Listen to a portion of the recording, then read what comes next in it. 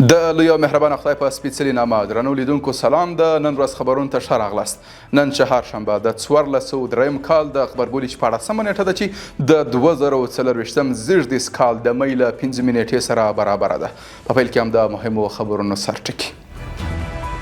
روسیې ته د کار او ټولنیزو چارو د وزیر سفر عبدالمنان عمري د سنت پیټرزبورګ د نړیوال اقتصادي فورم په 28مه غونډه کې د ګډون په موخه روسیې ته لاړ. نړۍ څخه د هیواد د چاپیریال ساتنې ملي ادارې د مشر غوښتنه په افغانستان کې د اقلیم د بدلون له خطرونو سره د مبارزې لپاره ځنډول شوي پروژې باید بیا پیل شي.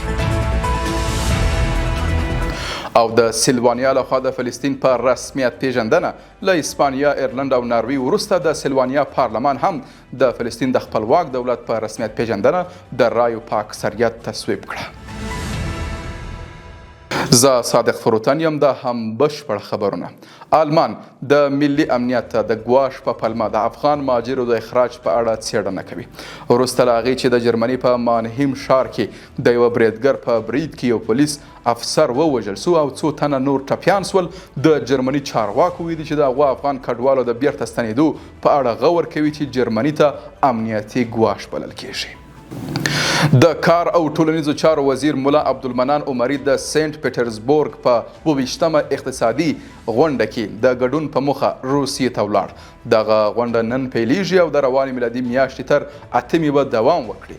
د یادونې وړ ده چې روسیې څه موده وړاندې اسلامي امارت ته د سنت پیټرزبورګ په نړیوال اقتصادي غونډه کې د ګډون رسمي بلنه ورکړې وه.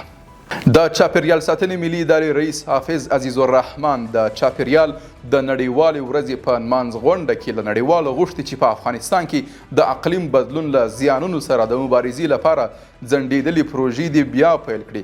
د چاپیریال ساتنې ملي ادارې رئیس ویلي که څه هم افغانستان د اقلیم په بدلون کې هیڅ رول نه لري، خو له دې اړخه تر ټولو ډیر زیانمن سوی. حافظ عزیز الرحمن له افغانستان سره د اقلیم د بدلون په برخه کې د نړۍ همکاري د افغانانو حق بللی. او په یو بل خبر کې د افغانستان د فوټبال ملي لوبډله به سبا شپه له قطر سره د 2024 کال نړیوال جام او د 2020 کال اسیا جام سیالیو ته د غوراوي پړاو په چوکاټ کې لوبه وکړي. دا لوبه به د سعودي عربستان په احسا ښار کې د کابل پر وخت د شپې 8:30 بجې ترسره شي. د افغانستان د فوټبال ملي لوبډله داسې مهال له قطر سره مخ کېږي چې په دې سیالیو کې خپلو وروستیو 4 لوبو کې د قطر، کویټ او هند له لوبډلو سره 2 ماتې، یو مساوي او یو بریا خپله کړې ده. او په پای کې له اسپانیې، ایرلند او ناروی وروسته تېره ورځ سه شنبه د سلوینیا پارلمان هم د خپلواک دولت په توګه د فلسطین رسمیت پیژندنه په اکثریتو رایو تایید کړه. سلوینیا له سویډن، قبرس، هنګري، چک، پولنډ، سلواکیا، روماني او بلغارستان وروسته د اروپایي ټولنې 9م غړی هیواد شو چې فلسطین یې په رسمیت پیژندلی. قدرمن لیدونکو له ملتیا مننه. تر بیا ښه وخت او ښې چارې.